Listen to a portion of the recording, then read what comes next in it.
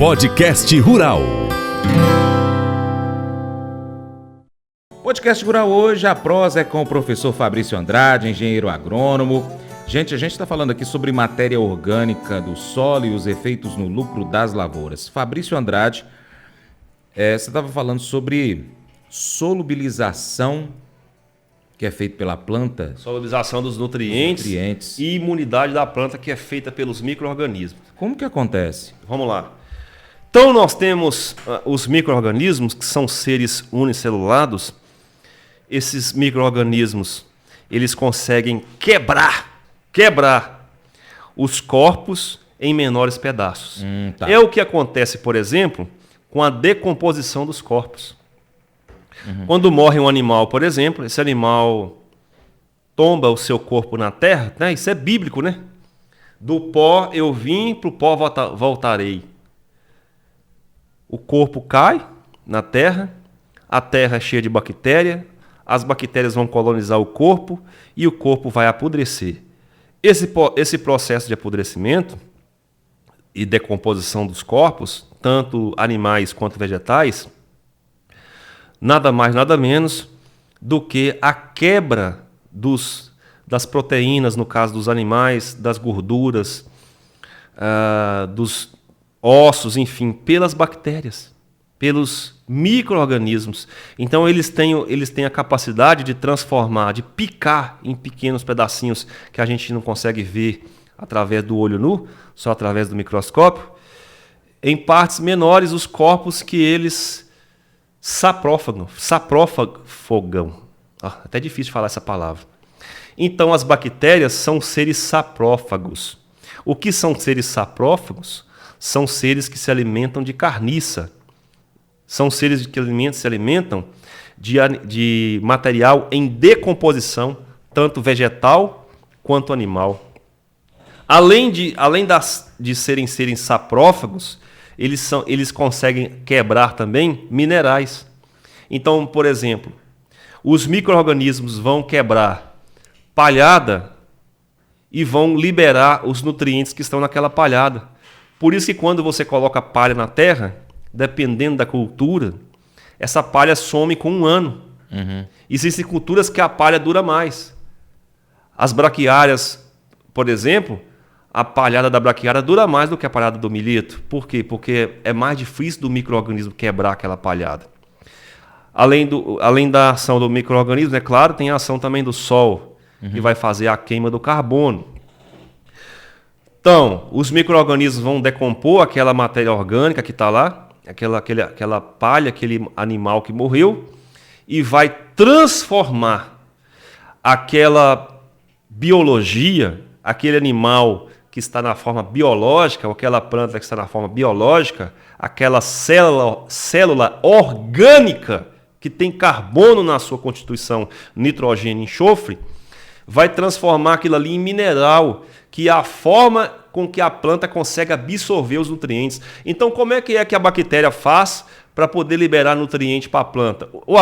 Ela pega os compostos orgânicos ou inorgânicos que são maiores, que estão grandes, e não conseguem entrar na raiz, porque a raiz é fina, o buraco da raiz é pequeno, não entra coisa grande, e ele vai picar em pequenos pedacinhos para que a planta possa comer. É simples assim.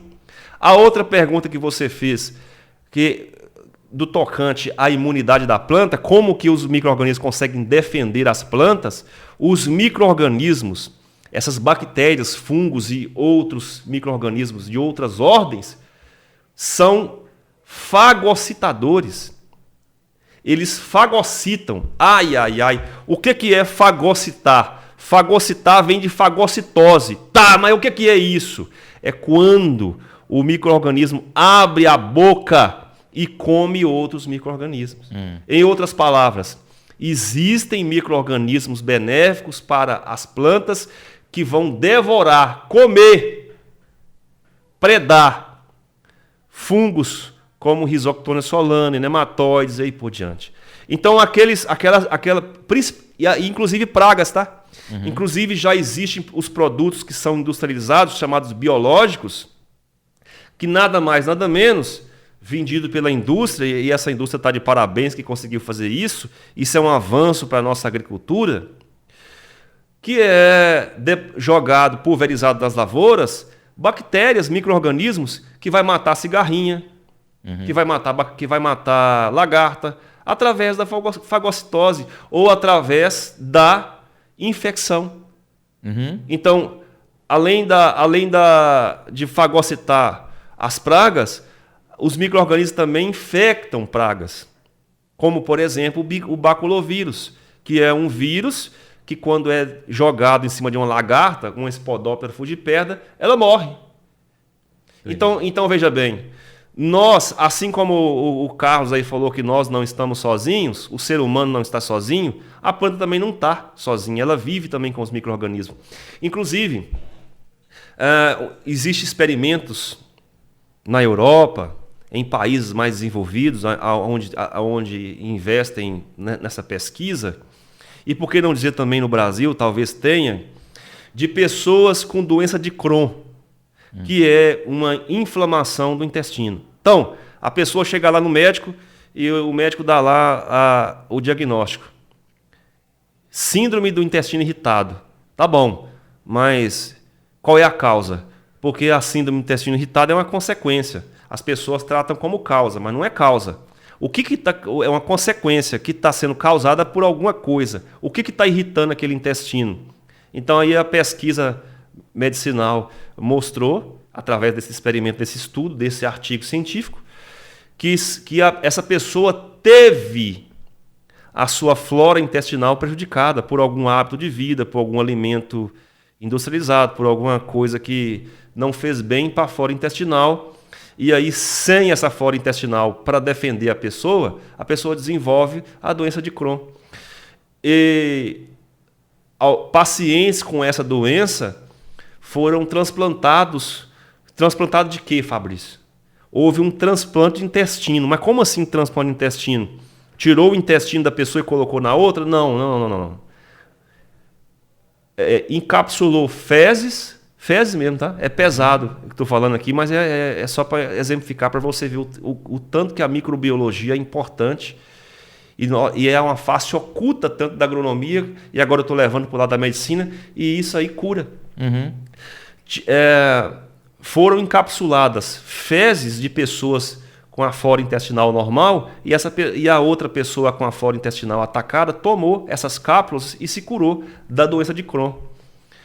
Então, eles foram perceber, eles quem? Os médicos, que aquelas bactérias que colonizavam a barriga de uma pessoa sã, colonizou depois a barriga de uma pessoa, entre aspas, doente, e essa pessoa doente, entre aspas, foi curada através da microbiologia, através de bactérias que você nem sabe que existe. Entendi. O professor, você falou aí que o micro-organismo se alimenta de outro micro-organismo, tá? E precisa, então, acontecer um equilíbrio para que a planta possa sobreviver e ter saúde. Como que o agricultor, o produtor rural, ele consegue trabalhar esse equilíbrio no solo da propriedade dele? Esse equilíbrio, ele é conseguido, ele é conquistado. Primeiro ele tem que saber como que tá. Primeiro ele tem que entender o processo. E aí por isso que nós damos esses exemplos do cotidiano.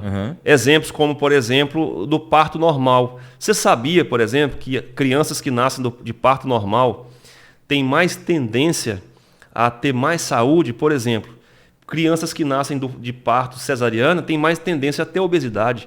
Da onde esse estudo mostrou o que para nós? Mostrou que quando a criança sai do parto normal, ela recebe a flora da própria mãe. Ao passo que quando ela nasce do parto cesariana, ela não recebe essa flora microbiana da mãe. E aí, ao longo da vida inteira dela, ela vai ter problemas, entre aspas, que aquela criança que nasceu do parto normal não tem. Então, o que esse estudo está mostrando para nós? Está mostrando para nós que a microbiologia, a fácil cura das coisas é importante, inclusive para o solo. Agora, como é que o produtor vai conseguir esse equilíbrio? Esse equilíbrio é conseguido através de tudo aquilo que você puder fazer para aumentar a matéria orgânica do solo. Por exemplo, rotação de culturas, plantio direto, adição de matéria orgânica no solo. Só isso. E o que ele não deve fazer? E, por último, a adição de técnicas que aumenta de forma direta esses micro-organismos, como é o caso dos produtores hoje que estão reproduzindo em cativeiro esses micro-organismos e estão pulverizando. Agora, uma ótima pergunta, o que ele não deve fazer? Você consegue achar minhoca, por exemplo, num local onde o produtor gradeia o solo todo ano? Você não consegue achar minhoca lá. Por que você não consegue achar minhoca lá? Porque minhoca não faz parte desse microbioma. Minhoca não faz parte desse ambiente onde o produtor todo ano revira o solo. Porque se você revira o solo, você está pegando o solo e expondo o solo aos raios solares. O sol mata tudo, Francis. O sol mata até a gente. Se pegar você, por exemplo, igual, e nós dois aqui, que tá igual... A gente tá parecendo coalhada, né? Tá. Aí nós tá precisando pegar uma cozinha, né? Aí pega nós dois e coloca lá, ó, debaixo daquele sol. Quando dá meio-dia, você chega lá, tá só... A pele virou toicinho. A sua virou... Você dá um pouquinho gordinho, tá? A barriguinha legal. Aí vira toicinho, por quê? Porque o sol vai matar a pele da pessoa. Aí você imagina, o sol vai matar a pele de uma pessoa, ele não vai matar um ser unicelulado, um ser microscópico, mata com 10 segundos. Então, toda vez que você passa grade no solo, presta atenção, você que está ouvindo aqui o que eu estou falando aqui. Toda vez que você passa grade no seu solo, você está matando sua terra. E aí o que acontece? Nós temos o poder público, e eu não estou falando isso aqui para ninguém, tá? Isso aí acontece no Brasil inteiro. Aí vem o poder público e faz o quê para o produtor? Vamos fazer um programa de gradagem. Vamos gradear a terra do produtor rural. Cristo. Esse negócio de programa de gradagem que o poder público faz todo ano, e isso aqui é em Paracatu, é em Guardamó, é em Coromandel, é em tudo quanto é cidade que tem. É programa de governo que tinha que acabar. Porque toda vez que uma prefeitura gradeia o solo de um produtor, ele está matando aquele solo e colocando o produtor mais pobre. Mais pobre! Então o que tinha que fazer? Ajuda o produtor. Compra plantadeira de plantio direto. Compra pulverizador. Eu já falei isso uma vez com uma deputada e vou repetir de novo. Enquanto as prefeituras do Brasil não colocar isso na cabeça, que tem que ensinar o pequeno produtor a fazer plantio direto, a manter a matéria orgânica do seu solo, vai empobrecer mais ainda. Não, está preocupado com outras coisas, né? Infelizmente está preocupado com outras coisas. O Brasil é um país, Francis, onde as pessoas se preocupam com o que não precisa e esquecem o que precisa. Você já viu, por exemplo, algum biólogo, algum ambientalista reclamar das estradas rurais? Uma das coisas que mais acaba com a água hoje, mais acaba com os cursos d'água, que mais acaba com nascente d'água é a tal da estrada rural, porque é patrola para lá, patrola para cá.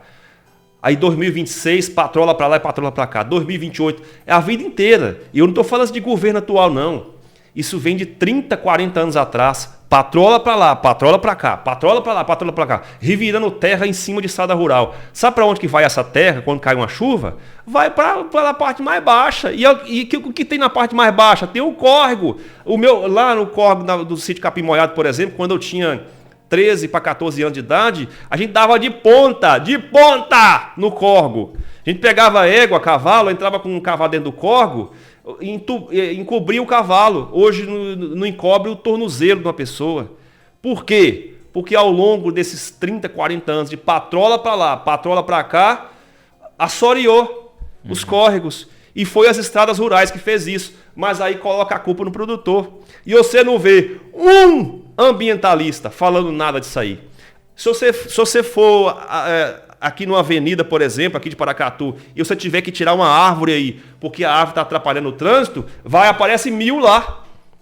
Se você for fazer um experimento com um ratinho num laboratório, porque você precisa descobrir a cura de um câncer, por exemplo, não pode matar o ratinho não, porque o ratinho também é um ser humano. Para com isso, cara. Sabe, então o brasileiro, infelizmente, é um povo que preocupa com coisas que não precisa, com coisas bestas, com futilidades e inutilidades, e aquilo que precisa, aquilo que tem que fazer, aquilo que é necessário, não preocupa. Então, nós enfatizamos mais uma vez para vocês que a matéria orgânica é extremamente importante, e o aumento da matéria orgânica vem, inclusive, da agricultura conservacionista, que é a agricultura que produz conservando o solo. Que inclusive, eu não poderia largar de falar isso aqui jamais, o pessoal do agronegócio, que para mim o agronegócio é tudo. Para mim o agronegócio é produtor pequeno, agricultura familiar e produtor grande. Para mim tudo é agronegócio, mas o pessoal tenta separar. Mas vamos lá. O dito agronegócio são os que mais fazem o dever de casa. Produtores de 1000 hectares para cima são os que mais fazem o dever de casa. São os que mais conservam. São os que mais conservam, porque são toda a área que eu vou. Onde é que está a câmara? Aquela ali? Toda a área que eu vou de produtor que tem acima de 1000 hectares, está lá o plantio direto. Tem anos e anos que eu vou em áreas acima de 1000 hectares, que eu não vejo um produtor acima de 1000 hectares, o chamado produtor do agronegócio, gradeando terra. Aonde está gradeando terra? Só nos pequenos. Aí você quer falar comigo que o agronegócio está destruindo o meio ambiente? Como? Da onde? Me explica. Então, o produtor grande está fazendo a parte dele. Lá no solo dele tem matéria orgânica. Quando chove lá no produtor grande, e eu não estou defendendo produtor grande não, tá? Não estou aqui para defender produtor grande não. Não estou nem aí com isso aí, porque eu sou pequeno, eu sou produtor pequeno e eu não dependo de produtor grande nenhum para viver. Até porque o meu público, o pessoal que me segue, são produtores pequenos. Agora, eu estou falando a verdade, diga-se de passagem. Nós, produtores pequenos, nós temos que aprender com eles. Porque você chega lá na terra desse produtor grande, lá, tem 50 centímetros de palhada. Alguns têm até que arrumar máquina própria para poder cortar essa palha, porque senão não consegue plantar de tanta matéria orgânica que tem. A chuva, quando cai lá, a enxurrada, você pode beber, porque a água é limpa. A água é limpa. A água que sai da enxurrada dessa área. Agora você vai na área de produtor pequeno, o produtor pequeno gradeando terra. A enxurrada, gente, saiu pura terra. Os rios que circundam as áreas que são gradeadas, na época das águas, você não sabe se é água ou se é barro. Nem peixe mais você pega. Então, como é que faz? Ou a gente fala isso aqui, ou fica do mesmo jeito. Para finalizar isso aí que você está trazendo sobre a questão do trabalho que o produtor rural, o grande produtor rural, não vou usar o do agronegócio, porque como eu já também falei várias vezes aqui, agronegócio ele faz parte da vida do grande, do médio, do pequeno, do agricultor familiar. O que é um agronegócio? Quando você faz negócio com algo que foi produzido pela agricultura ou pecuária. Ou seja, aquele produtor que tem ali suas galinhas lá no quintal, que colhe ali umas 10 dúzias e traz para a feira para vender, isso é agronegócio. Eu visitei alguns anos atrás, acho que uns 3 anos atrás, uma propriedade lá na região do Entre Ribeiros, e fui apresentado a um sistema chamado On-Farm. On-Farm. Que é a multiplicação de bactérias na fazenda.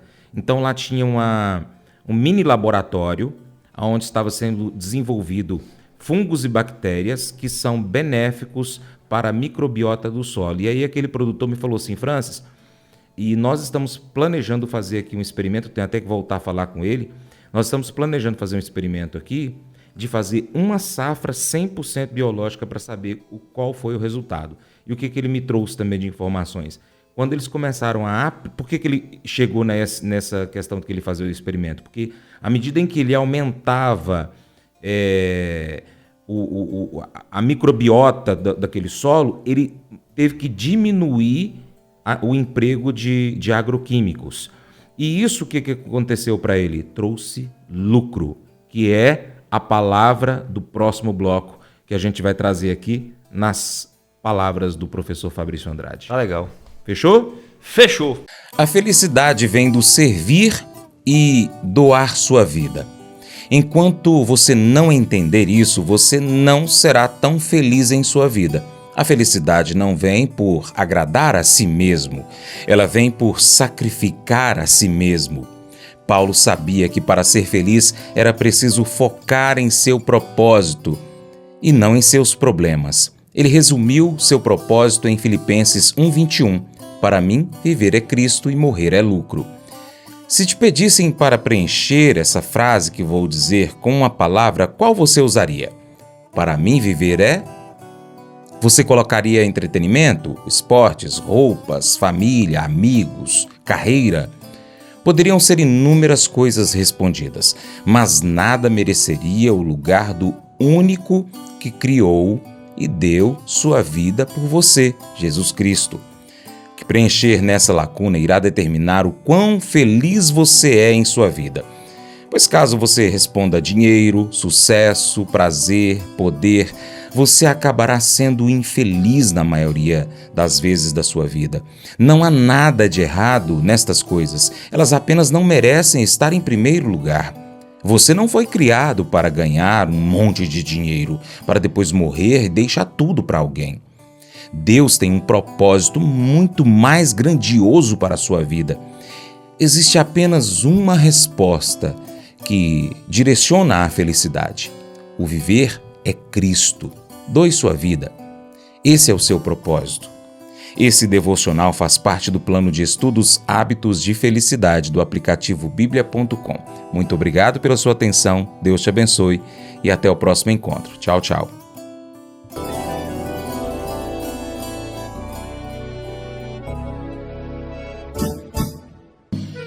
Acordo de manhã para prosear no mundo do campo, as notícias escutar. Vem com a gente em toda a região com o seu programa Paracatu Rural.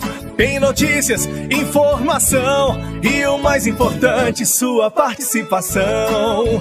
Programa Paracatu Rural. Programa Paracatu Rural.